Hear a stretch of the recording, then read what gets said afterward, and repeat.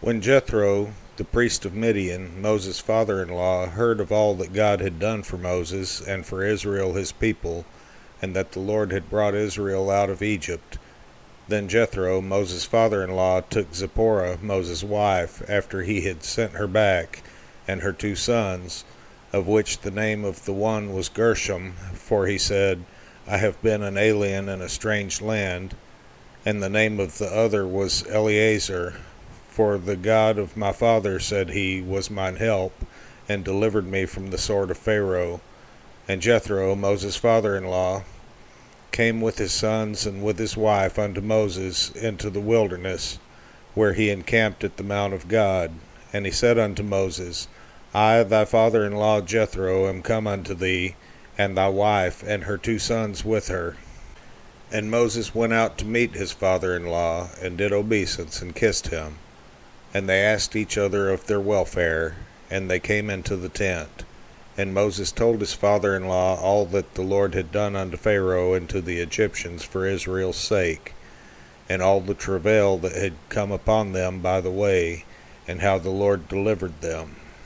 And Jethro rejoiced for all the goodness which the Lord had done to Israel, whom he had delivered out of the hand of the Egyptians. And Jethro said, Blessed be the Lord, who hath delivered you out of the hand of the Egyptians, and out of the hand of Pharaoh, who hath delivered the people from under the hand of the Egyptians. Now I know that the Lord is greater than all gods, for in the thing wherein they dealt proudly he was above them. And Jethro, Moses' father-in-law, took a burnt offering and sacrifices for God. And Aaron came, and all the elders of Israel, to eat bread with Moses' father-in-law before God. And it came to pass on the morrow that Moses sat to judge the people, and the people stood by Moses from the morning unto the evening. And when Moses' father-in-law saw all that he did to the people, he said, What is this thing that thou doest to the people? Why sittest thou thyself alone, and all the people stand by thee from morning unto even? And Moses said unto his father-in-law, Because the people come unto me to inquire of God. When they have a matter, they come unto me, and I judge between one and another, and I do make them know the statutes of God and his laws. And Moses' father-in-law said unto him, The thing that thou doest is not good.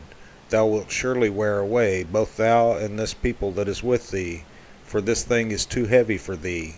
Thou art not able to perform it thyself alone. Hearken now unto my voice. I will give thee counsel, and God shall be with thee.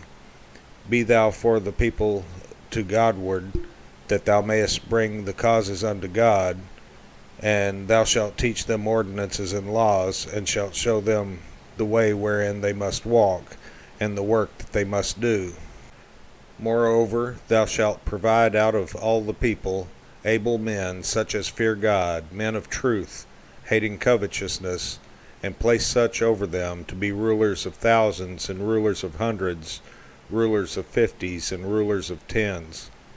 And let them judge the people at all seasons. And it shall be that every great matter they shall bring unto thee, but every small matter they shall judge. So shall it be easier for thyself, and they shall bear the burden with thee.